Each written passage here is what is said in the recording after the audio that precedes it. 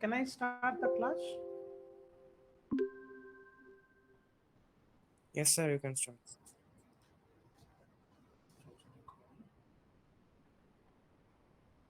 So yesterday's class, we just got the introduction in the previous class for heat transfer coefficient measurement. How do we carry out heat transfer coefficient measurement is what we are studying at present. As was discussed in the introduction class in the last week, H is not a property of the fluid. It takes care. It is one of the state variable kind of a thing where it will be different based upon uh, many factors. Okay, it will differ for the same experiment based upon many factors. Like if you vary the velocity, H will be differing. If you vary the surface roughness, it will vary depending on the composition of the fluid. It will vary. So we cannot say that it is a property of the fluid, unlike thermal conductivity. Okay? So as we have discussed in the previous class, in academia, that means in your heat transfer studies, the simplest thing is they will give you the area. There are one, two, three, four, five unknowns, and four known values they will give, and one unknown you have to find for solving the problem. So in general, what they will do is in numerical problems, they will give you the straight away H, and they will ask you to find out what is the heat transfer that is happening. That is what the simplest way that they follow in heat transfer things. Whereas in actual experiment, suppose if you are doing an experiment where you want to find out the heat transfer rate, you have two unknowns. This is one and this is two. So that's a challenge. So you have to estimate H. So this is the value that you have to estimate to find out what is the heat transfer. Okay. So here, if you see whatever the heat that I'm giving, it is completely being taken by the fluid that is passing over it. Okay, so what essentially we are doing is we are not considering any losses, which is one of the most important and difficult part in an experiment. Okay, while carrying out an experiment, you are giving some heat. Whether all the heat will be taken by the fluid passing over it, or is there any losses that are happening? That means, is there any heat input which is not being taken by the fluid that is flowing? Is a question. How, if it all that is there, how much it is? Okay, so that Q minus Q loss is what Q net that you are giving. Suppose if it is gross, and what is the losses? Q minus Q gross minus Q losses is nothing but your Q net. That is what it actually goes to the into this expression. Okay, from that you will be able to find out the heat transfer. So for simplicity, we generally neglect heat losses and make sure that these two are balanced. Okay?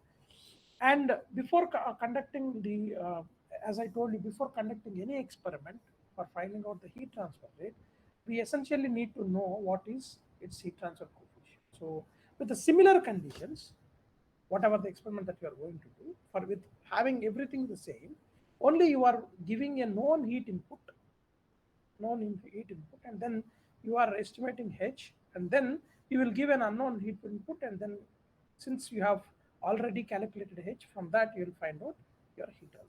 That is what you are doing. Any questions? Is it clear?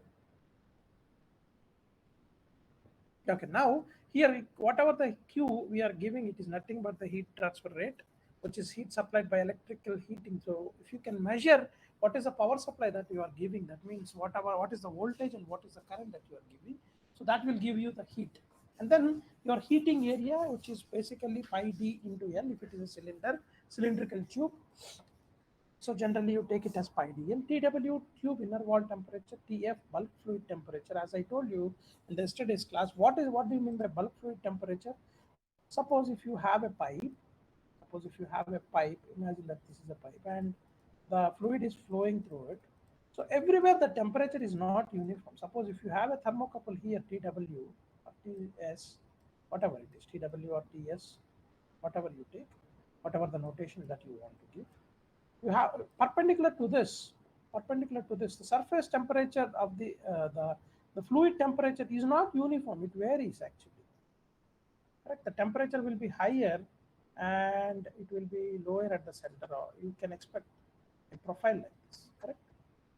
This can be the temperature of the wall And then the scale, if you see, while you're going towards the center, the temperature decreases, and then again it increases because this side also it's getting heated up. It's also. So what is, suppose if this is the sorry, not to draw a straight. Imagine this is a straight line and it is varying like this. The temperature profile is varying like this. What is the average value you take? So that will be coming around here. So this is what I call it as the bulk temperature. Okay? Averaging of this whole thing is what we are getting as this bulk fluid. And then H is the forced convection heat transfer coefficient. That is what we are interested to actually find. So for any fluid conditions or for any fluid flow over, it may be cooling or heating, you have to find out H before carrying out the actual experiment. So for that, we have a setup over here. When you do your heat transfer laboratory, you will come across this setup and it will be an interesting thing for you. So you can see over here that there is a cylindrical pipe. This is the cylindrical pipe. Imagine it as straight line. My pointer is not coming right. So this is the pipe, which is a straight line. And then you have, it is being surrounded by, you have kept some thermocouples over here. These are all the thermocouples, okay, at different locations. And then you are also taking the insulation over it. Okay, this is the insulation that you are. And then the water that is coming in, you are measuring with the help of an inlet temperature. T1 is inlet temperature. And water is going out through, after this pipeline, after the testing tube, after the test space, what is the temperature that is coming out? You are measuring with T2. This is nothing but your outlet temperature. And what is the flow rate of the water that is coming in? You can tell me whether it has to be measured here or here, where it has to be. It should be upfront or it should be after the flow.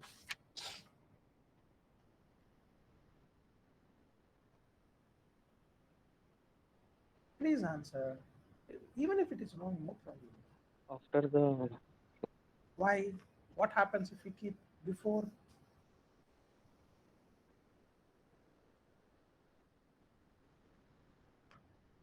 Will the flow rate change in a pipe according to your continuity equation? Sir, we need to take temperature effects now, sir. That might be the reason. How the mass flow rate will change? Flow meter is what your discharge is. Whether you are flowing it in a straight pipe or like pipe is like this, how the flow rate will change? Will it change? Your principles of fluid mechanics, what it tells you, whether discharge will change in a pipeline. Please be quick. So it doesn't matter because whatever the flow rate that comes in, that will obviously that will be the one which goes out unless you have some bypass force. Okay, so it doesn't matter. So you in our academic setup, whatever we have a flow meter ahead of the test specimen. Just to not obstruct the flow rate, we have kept it at afterwards. That's the only thing. Okay, so the water that comes in and the temperature is initially at low temperature T1, and you are heating the surface by means of a transformer, for which we are also having an ammeter and voltmeter is connected to it, so that we will be able to find out what is the voltage here and what is the current that is passing through. Okay? So now the energy balance. So what is the energy input here? Energy input is V into I, correct? That is the energy input that we are getting. And whatever the energy input is given, that is converted into heat energy, and that should be taken by the fluid that is passing through it. How much it is able to take, that heat, is nothing but your H A delta T, Ts minus T RT wall, RT bulk temperature. T surface minus T bulk temperature, or TW minus T bulk temperature. So here I am trying to estimate H. I know area, I can measure Ts and T bulk temperature or infinity by means of the fluid average temperature. I can find out from the thermocouple. So I'll be able to find out H. But why water is this particular thing is again given, why the T1 and T2 are required? May not be required, no? Why it is required? But we also have another expression which is basically gives you the heat transfer rate mCp delta T is T outlet minus T.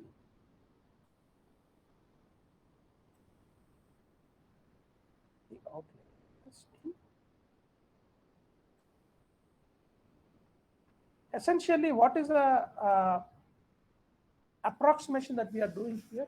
We are assuming that there is no heat losses out of this surface. So whatever the electric input which is getting converted into thermal energy, the same is being dissipated to the water. That is what the assumption. Therefore, VI we are assuming to be mCp delta T. If not, if the insulation is not correct, then whatever the energy is given, this is your gross heat transfer, that is your supplying or gross input. And out of that, this is the net Q net. So this minus this will give you the heat loss. This minus this will give you the heat loss. Q gross minus Q net will give you the heat loss. Therefore, which one you have to actually add into the HA delta TS? Yes.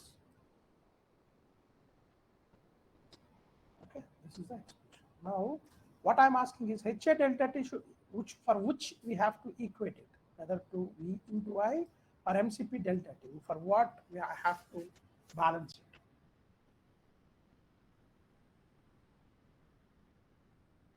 Please answer that. Is it not understandable or what?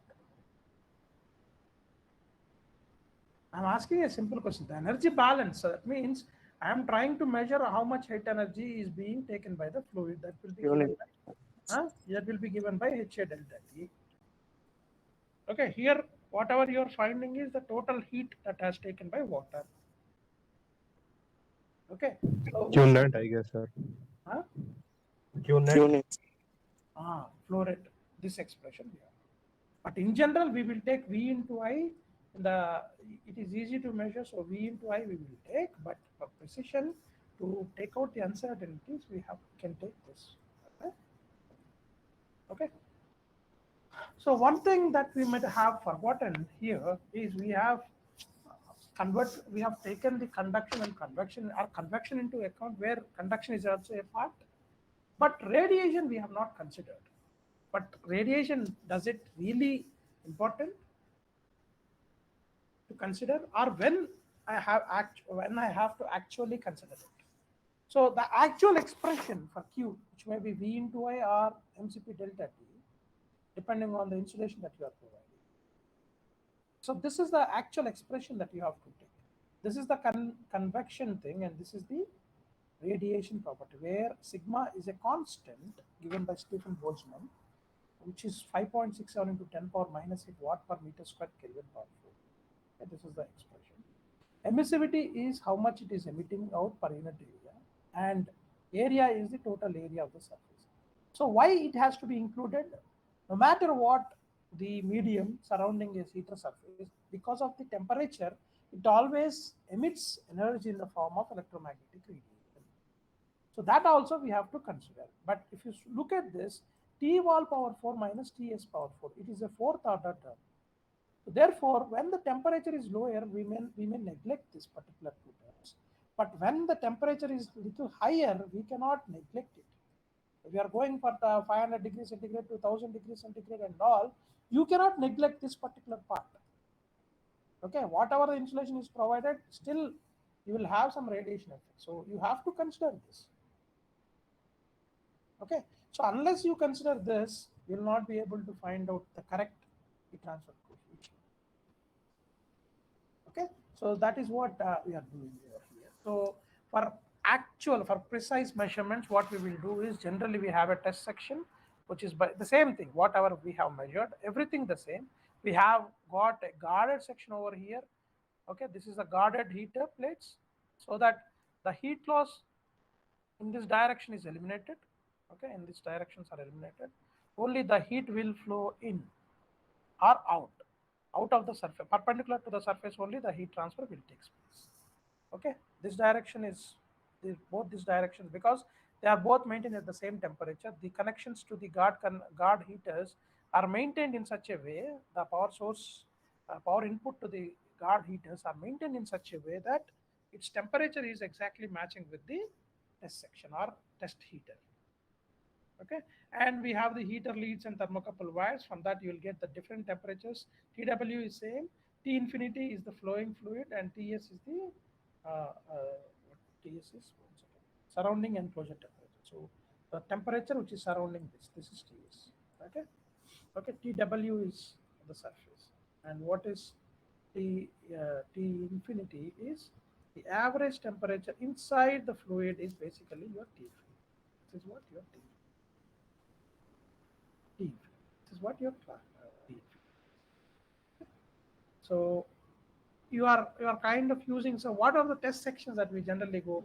We will use nickel or chrome plated, for which the resistance will be lower. Resistance will be will quickly produce heat because of the flow of heat. So generally, why we go for nickel or chrome plated is because the radiation loss is very small compared with the convection loss. So that is the reason why we go for nickel or chrome plated, so that this loss will be eliminated and we can take out this and just simply balance this equations if the temperatures are not so high. Okay, so that is one of the important technique that we use for calculating your H. Okay, any questions? Any questions?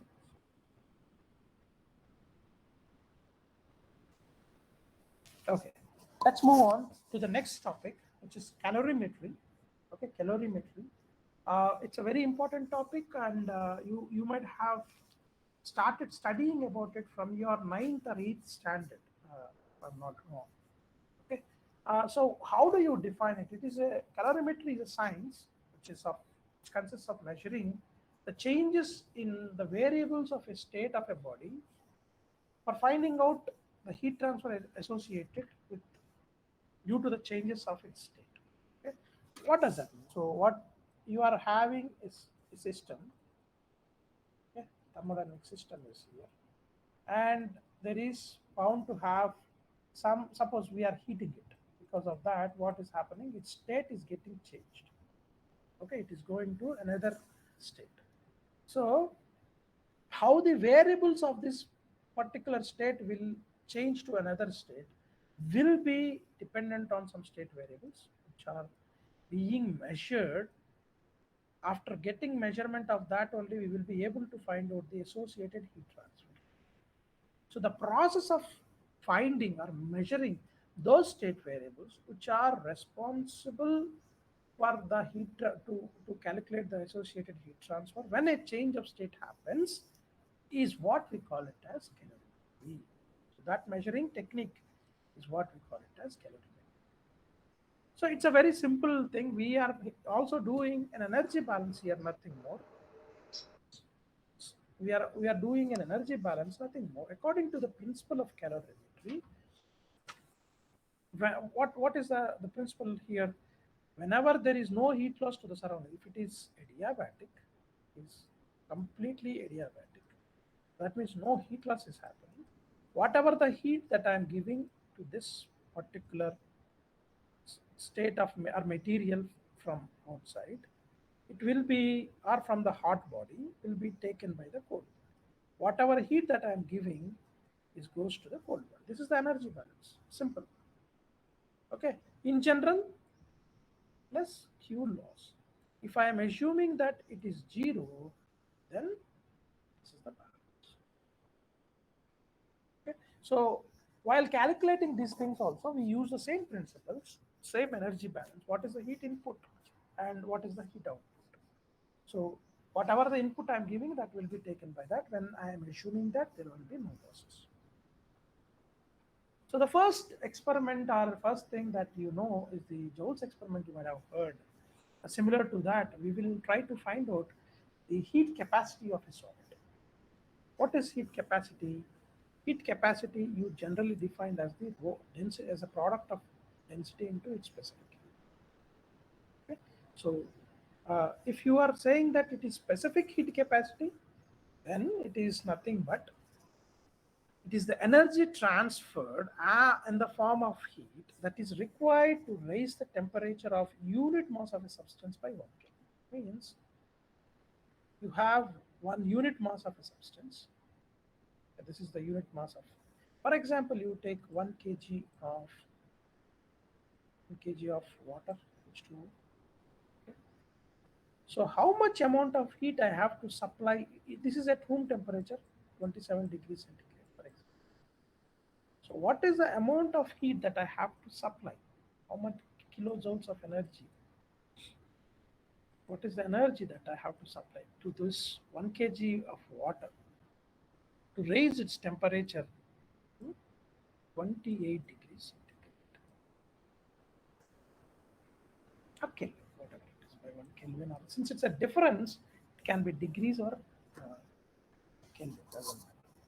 Okay, so since generally we tell that in absolute scale, so we are using 1 Kelvin. This is what your specific heat capacity. Okay. Specific I have used so that it's a specific property, it becomes a specific property that is independent of mass.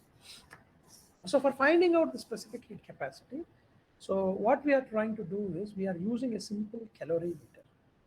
Okay. So a simple calorimeter, what it consists of? It consists of a thermometer. Okay, we have a thermometer attached to a metal container with a stirrer. So we have a stirring stick. That means stirrer means which can rotate and mix the liquid inside. So whatever the fluid that I want, I have kept it inside. So this is the liquid that I've kept. So inside the liquid, I have a thermometer, and there is a mechanical means by which I will be mixing the liquid, which is what I'm calling it as a stirrer. Okay. And it is insulated. We have, if you look at this you are completely insulating it. Okay, completely you are insulating it, and this is the inner vessel. The outer vessel is having airspace, and it is completely insulated to arrest the heat transfer that is happening. Okay.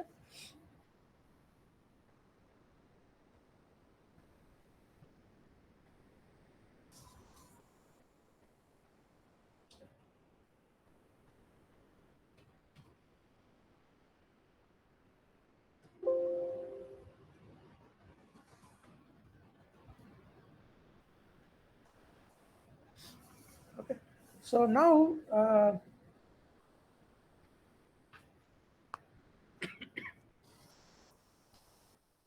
so let us take this calorimeter thing here. So whatever the solid that I want to actually know the heat capacity.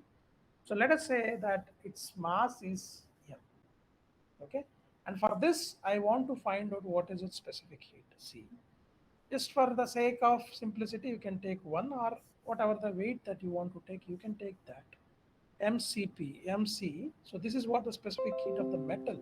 So specific heat can be for liquids. There are two specific heats. One is specific heat at constant pressure and constant volume. So here, for a solid, it is only C. Okay, we don't have two things. It is only one thing. So specific heat of the metal, and initially its temperature of the hot material is at T1. Okay, it is only at T1. And mass of calorimeter with stirrer, initially before putting it into the mixture, into the calorimetric tube, mass of the calorimeter of the stirrer, so whatever the stirring liquid is m1, mass of the cold water is this much, what we are saying is m2, and initial temperature of the cold water is T2. Okay, initial temperature of the cold water, this water is T2. And now once you keep that solid material into this and you burn it, 1 kg, whatever you want to burn it, solid material. So what happens is this final thing, heat capacity, final equilibrium temperature of the mixture, whatever the mixture that we are getting, so that will be T3. That will become T3, which is lesser than T2 but higher than T1. Okay, it will be lesser than T2 but higher than T1. So whatever the calorimetric value, we know that specific heat of calorimetry as let us know, we assume that we know the specific heat of this calorimeter, which I'm taking it as CL, and specific heat of water also we can we can get the data, so we know that value. So from this, what we can write, heat lost is equivalent to heat gained. Whatever the heat lost by the solid is gained by the liquid. So heat lost by the solid is M, that is the mass of the solid. C is the specific heat of the solid. T1, its initial temperature, which is a higher value, and T3, its equilibrium temperature with the liquid. So that is equivalent to heat gained by water plus calorimeter plus stir. Okay. So whatever the heat that is lost by this solid, it is given to the water plus calorimeter plus stirrer. So which is nothing but M2 C2 T3 minus T2. Initial the final temperature is T3, that is the equilibrium temperature, which is less than T1 but higher than T2. So T3 minus T2 plus the MLCL, this calorimeter, T3 minus T2. So you know the mass of the all of this M2 and ML, C2 and CL also you know. T3 and T2 you are measuring with the help of a thermometer. So you know what is mass of the fluid, mass of the solid. T1 you know, T3 you know. So everything you know. Only thing that you want to find out is the specific heat. Okay. So all other things are known. Okay. Therefore, you'll be able to find out the unknown specific heat of the metal. So that is when you are approximating it to be we don't have any heat losses. But generally, for most of the materials, we will have some heat loss. How much insulation we will provide, whether it is negligible or not, it depends on your experiment. So you have to be very careful while negating or neglecting few things from your experimental. So you have to be careful, and people may ask you, suppose if you become a researcher, people will ask you, what is the, why did you neglected the loss? So just to justify why you have neglected, you have to find it out. What is the loss from the setup? Okay, what is the heat loss from the setup? That is most important thing that you have to carry. Okay, that is the challenge, any experiment related with the heat transfer. The next one is the bomb calorimeter that you use to find out the calorific value of a fuel. Okay, suppose you have a fuel and you want to find out this. So this is the measurement of fuel is the calorific value. Okay, basically a bomb calorimeter. So basically a bomb calorimeter. So instead here what is happening is this is having uh, we are trying to find out what is the calorific value. What do you mean by calorific value? It's a different thing. What do you mean by calorific value? The earlier case is the amount of heat transferred to raise the temperature of particular material by 1 degree centigrade. Unit mass of material by 1 degree centigrade. Here, the calorific value is slightly different from that. What do you mean by calorific value? Okay. Before coming to this, Sir, I just it's want to amount. just before going to the calorimetry, I just want you to just spend some time on. We are assuming no heat loss, no. So can any one of you tell me how the graph will look like? If I plot with respect to time the temperature of the liquid, how it will be? If I am assuming the temperature, no heat loss.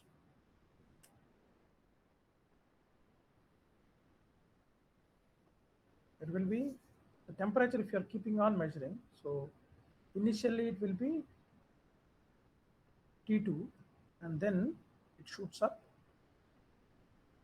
to this, and then if it is no heat loss, you are estimating it to be constant. So assume that it is constant line. My line is increasing, but assume it to be constant. Okay, so this is the temperature. But now suppose if losses are there, how do you expect the curve to be?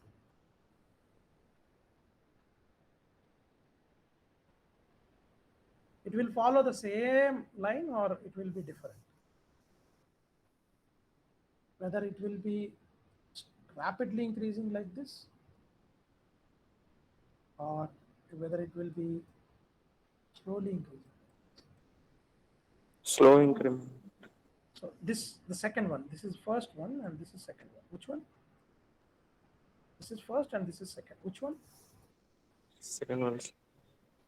Because there will be always whatever the heat that is giving, something is getting lost. So your temperature raise is also lower. So it slowly reaches this line or not? Or it shoots up above this line, or it shoots down before this line. So this is 1, this is 2. Which one is correct?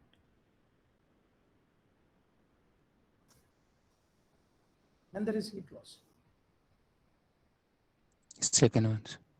Second one. So do you expect this line to be a constant line, or it will be initially raised to a higher value and then remain constant, or it will reduce like this and then it becomes a constant value? This is 1, this is 2. Which one is correct?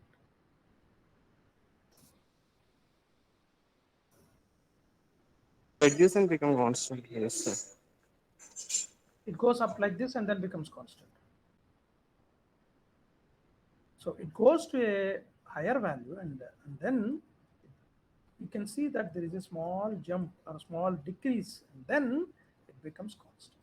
This is what the trend that you will observe. Okay, so if you what all you want to find out this expression, you can simplify that into a very into a first order equation, mc dt by dt plus k into, this is the Q loss, k into T minus T1, that is the initial temperature minus the one temperature, is equal to 0. So if this equation, if you simplify and if you solve this mathematically, you'll get an expression for the heat loss. Okay? From this expression, if you integrate it properly, finding out k, for k, if you solve it for this expression and then you integrate that expression, you'll find out the heat losses. Okay. So now just let us move on to the calorific value. So what is calorific value or of a fuel?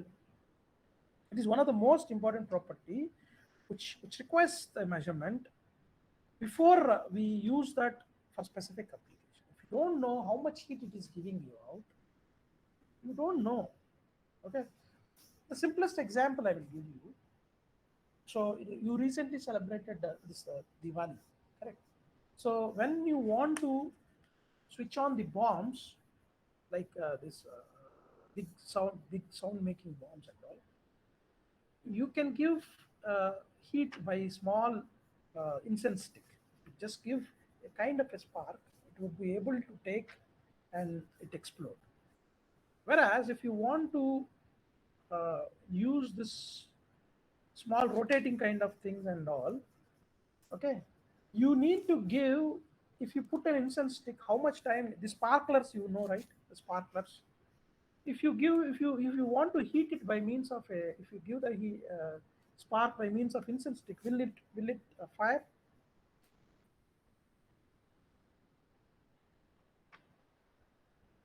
Will it start giving sparkles, correct? With an incense stick, is it possible? The sparklers, you know, I guess like most of the girls will be holding it with the hand and rotating those sparklers. Will it start giving sparkles, or you need to give good amount of energy to that? You have to give. So we need to at least heat it for 1 or 2 minutes, sir. Only then it starts. Even with incense stick, even for you heat it for 1 or 2 minutes, it will not. So you got to give a good amount of high amount of heat energy to actually make it burn. So always you can understand that some value is associated with combustion. So whenever an exothermic reaction takes place or an endothermic reaction takes place, there is always associated heat energy. Okay? So whenever you are burning a fuel completely, okay, what is the amount of heat that is liberated out of it? A unit mass is what we call it as calorific value. You have to completely burn it out. That means you should not have any condensate. Okay, whatever the fuel that you are burning, half of it got burned and few of that goes without burning. So that is not your calorific value. Clear? So you have to remember that it has to be completely burned. And what is the amount of heat liberated by unit mass of liquid or unit mass of fuel? That is what we call it as your calorific. So from the definition itself, you will be able to understand what can be the, how can we make the thing. Here you can see that we have bomb calorimeter for a solid. Okay, for a solid we have this bomb calorimeter, and we have for liquid and fuels we have this continuous flow calorimeter to make sure that we get a steady state calorific value. The simple thing here is the weighted, we have to weight the reactants put inside the steel container over here. This is the steel container. But the sample, whatever I want to measure, so that is being weighted properly. And then it is kept inside the sample and it is electrically ignited, okay, to get the combustion to take place. And all of that is surrounded by, so there is a provision for the supply of oxygen here. There's a supply of oxygen here, so there will be continuous emission. And these are the electrical ignition wires to give, to ignite the sample. Okay, so to ignite proton. And surrounding this box, which is leak proof, we have water. This is water, and there is insulation that we have kept over here. There is a stirrer which is continuously rotated to make the liquid move around so that there is a good mixing and uniform temperature will be attained. So there, we don't want to have a temperature gradient within the liquid. So therefore, a stirrer is being used to make sure that it is continuously mixed properly. Okay, and then we also have a thermometer. The thermometer is here, which is actually measuring the temperature of the water. So by this setup, whatever the heat that is being liberated because of the complete combustion of this fuel is being taken by this liquid. So there is a rise in the temperature of the water. Okay, so you know it's being rotated, and we assume that there is no heat escape through these walls of the calorimeter, so that whatever heat that I'm getting out because of this combustion will be taken by the water. So what is the change in the water temperature is nothing but you have found out that value. So Q is equivalent to the amount of heat liberated is equivalent to. So as I have defined, what is CV, what is calorific value of the fuel?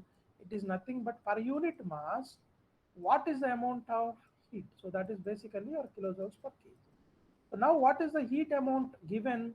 That will be now nothing but if you multiply that with respect to mass, how much mass you are keeping, mass into CF will give you Q. Okay, which is also nothing but you also know that it straight away relates with water mCT delta T. So you can find out the CF. So since you know what is the mass of the reactants and all other temperatures, you can find out the CF. This is one way of looking at it. If it's a solid kind of a solid mixture, you can use this particular thing. For example, if you have so the important thing here is there is a bomb factor which also depends on the heat capacity of the metal bomb pots. So that factor also you have to include in the equations so that you will get precise values. So that will take care of the losses or whatever is happening within the calorimeter. Okay. The next one and the final topic in this particular thing is, so you can do this experiment in our lab when you come for the heat transfer and fuel laboratory. You will do an experiment. So this is what you will be looking at. So you have a fuel, and this fuel is completely when it is completely burnt. What is the amount of when it's completely burnt per unit kg, for unit mass or per unit volume of fuel is completely burnt, what is the amount of heat that is being generated? So that is what you are trying to estimate here. So this is a steady state kind of an experiment where you are having a venturimeter. Why this venturimeter? To find out what is the discharge of the fuel into the calorimeter or mass flow rate of the fuel. So we have the same casing kind of a thing here. Okay, and we have a provision for the water to come in. Okay, pass through this tube and then leave through this particular thing out. And we have an inlet thermometer to measure we have a thermometer at the inlet. This is one to measure the inlet temperature. We also have at the outlet, we also have another thermometer to measure the temperature of the water at the outlet. That means cold water comes in, passes through the tubes and passes through out. Okay, and how much water is coming in will be measured by a rotameter, which is considered to be a very good instrument or precise instrument. So you will be finding out what is the mass flow of water that is coming. Okay, and similarly, whatever the gas that is coming in, how much gas you are allowing into the inside of the tube is being measured by a venturimeter. You can also have a rotameter. Generally, we use a venturimeter because it's a gas. So if it's a liquid, we generally use rotameters. So a venturimeter comes in. Through the venturimeter, you will measure the mass of the fuel. And this mass of the fuel, by a small spark, you will ignite this. So there is a continuous combustion that takes place. Okay, and because of the combustion, heat is being generated, and this heat is being taken by the flowing fluid through these tubes kept here, and the temperature of the incoming water is increased by taking this heat, and the remaining gases, completely combusted gases, will go out through the products through here. So that is being measured with the help of a thermometer at 3. Okay, products. So now you make an energy balance. Whatever the amount of energy that is being given by this and into CV is equivalent to the mass of the fuel, MF. Let me write it down. MF, that is the mass of the fuel, into its calorific value. This is equivalent to mCp. This is the mass of the water, specific heat of the water, T2 minus T1. Similarly, you will find out the combustion gases, mass of the gases, whatever the gases, temperature of gases into T2 minus. So from this, you will be able to find out all the factors you know. You'll be able to find out. Okay. So once it starts, you will wait for certain time to get a steady state, and whatever the things that you are getting, you will be able to find out the CV value. So this apparatus, we call it as the Junkers gas calorimeter. Junkers gas calorimeter. Okay. So problems associated with this, you can look out for Hallman. Those are not very difficult problems, so I'm not actually spending time on that. Rather, I'm spending most of my time on the topics. So, okay. Any more questions? You can please. You feel free to ask any doubts. So this will complete our topic of transport properties. Okay.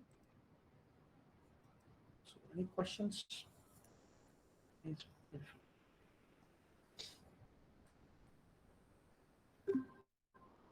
So I hope you are clear with the topics, right?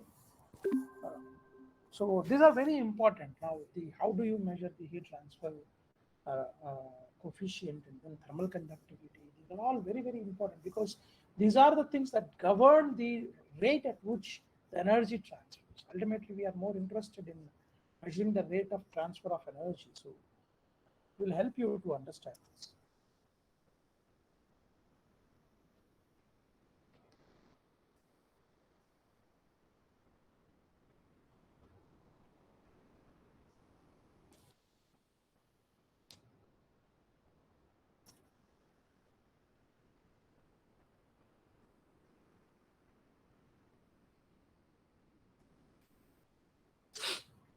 So can I assume that you have no doubts?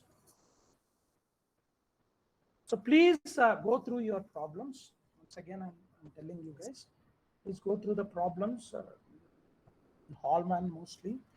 Go through them. Try to find out the uncertainty problems more. Okay. And next week we will be starting with design procedures. How do you design equipment for actually uh, finding out? I mean, that means what is a design procedure that you have to follow if at all you are asked to make an experimental setup. So how do you proceed with this? There is a standard procedure while we look at that. So we will be spending some time on that. And then if time permits, we will also see the humidity measurement. I'm thinking of looking at heat flux measurement and the humidity measurement. Let's try whether we can do that particular problem. Okay. So if you have no doubts, I'll try to wind up the class. Uh, okay. So then, if you are fine with the class, then I will take a leave from you. All of you take care, and thanks for attending the session. Bye. Thank you.